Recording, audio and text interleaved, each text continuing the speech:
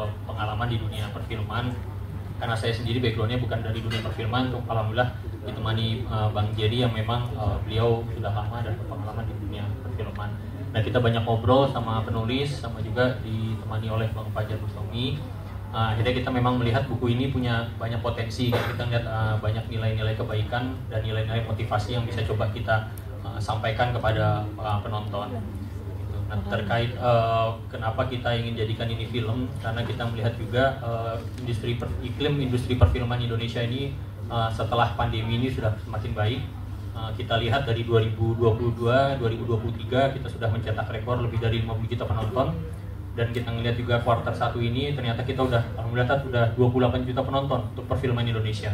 Jadi kalau kita ngelihat track recordnya, nah kita ingin coba berperan lah di situ. Kita masuk ke industri perfilman, kita mengajak teman-teman yang memang kita lihat secara acting, secara pengalaman sudah baik, dan kita juga gandeng sutradara yang memang sudah berpengalaman di industri perfilman, terutama film drama juga, walaupun terakhir sempat disebut ya Bang.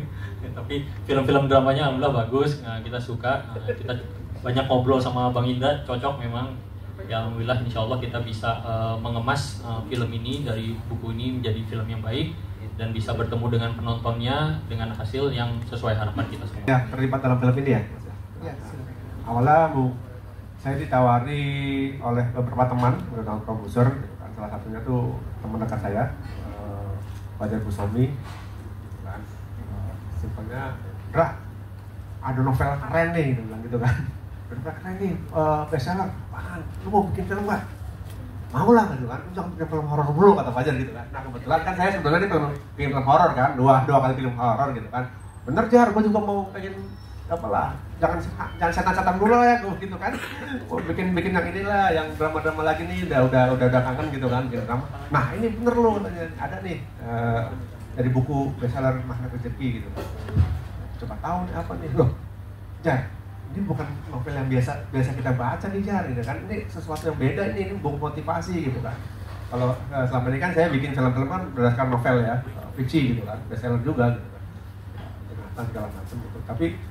Tapi ini naskah udah jadi belum? Kebetulan saya masuk di project ini, naskah sudah jadi ke draft 1 ya, draft 1 gitu kan. Draft 1 saya baca, menarik gitu kan. Menarik, seperti saya cita-citakan dulu juga, semua film-film saya itu harusnya memberikan motivasi gitu kan. Ada motivasinya, ada perjuangan dari seorang wanita atau perempuan atau laki-laki gitu. Oke, gitu kan. Data-data saya pegang semuanya. Akhirnya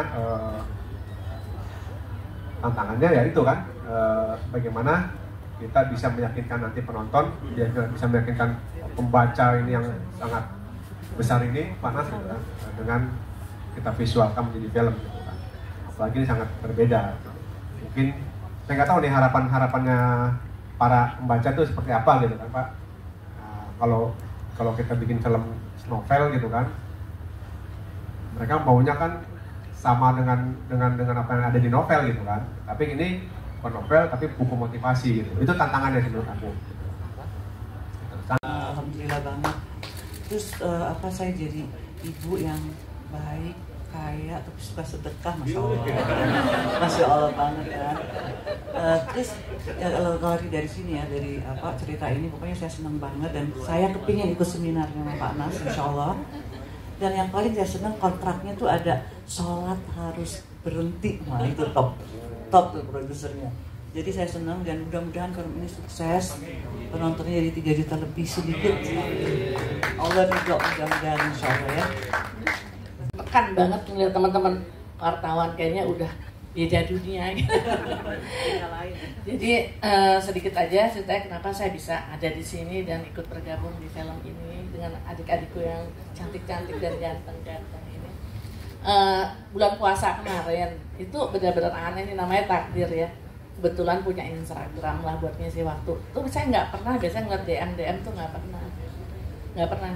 Nah itu iseng lagi mau nunggu buka lihat DM. Loh, kok ada yang masuk minta nomor telepon ini, saya pikir apa sih gitu. Saya kasih nomor telepon ke sen aku, ke Taris. Nih kamu jawab aja nih gini-gini. Terus dia pas saya tanya mana sinopsisnya, kirim. Terus yang paling penting, lama nggak syutingnya, sinopsis ya keren. Kalau lama-lama nggak bisa, aku dosen sekarang nggak sempat lah gitu ya. Terus kirim, semua yang kita minta kirim. Berapa scene, berapa hari. Wah oke, kayaknya kok enak juga nih gitu ya. Terus akhirnya semuanya anehnya, wah kok gitu nih orangnya beneran. Takutnya kan kayak bohong-bohong gitu ya. Nah akhirnya saya mulai serius, terus udah gitu, tapi siapa sutradaranya? Indra Gunawan ya. Wah, cek dulu dong Google.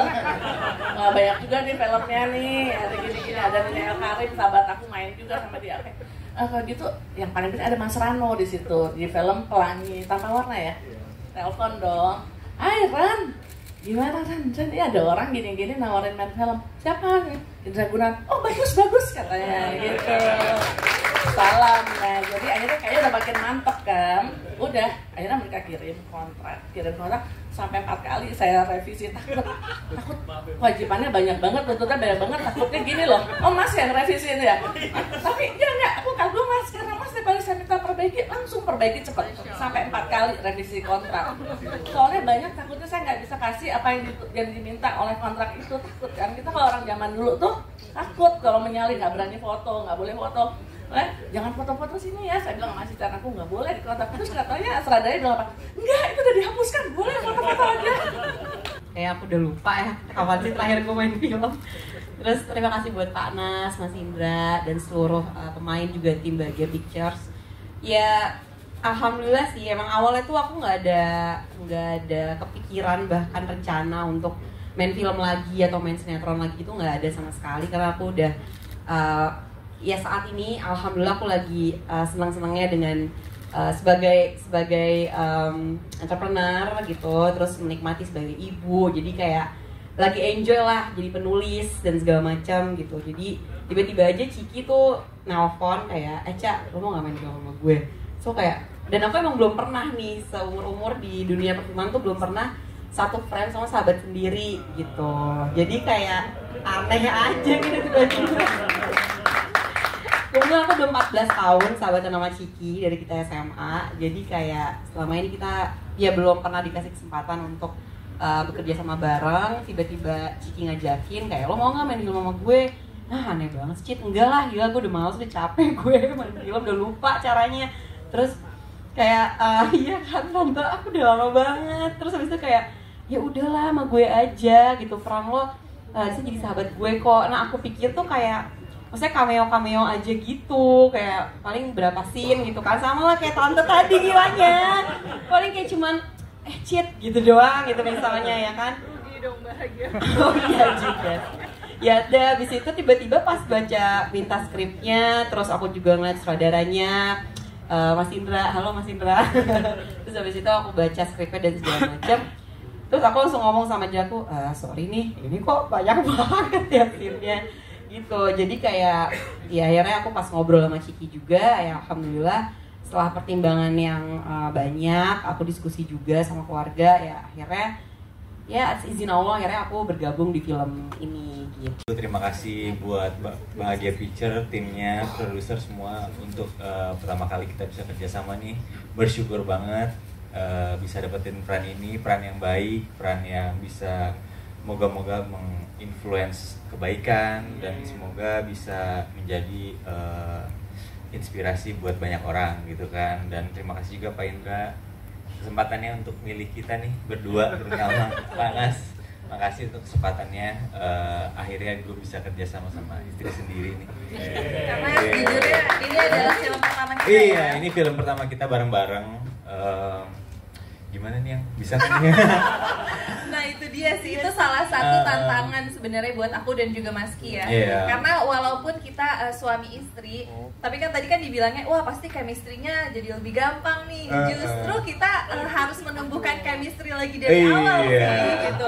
Momen-momen pacaran awal-awal gitu harus kan. Harus kita kayak recall lagi gimana pada saat menikah pertama gitu kan, sama malu-malunya, flirting-flirtingnya, itu benar-benar kita harus tumbuhkan lagi gitu. Karena kalau misalnya ya kalau kita bilang kan udah 5 tahun pernikahan ya masih sih ada bunga-bunganya, tapi kan bunga-bunganya itu beda ya sama yang pas awal-awal kita pendekatan gitu. Makanya ini salah satu tantangan juga buat kita berdua.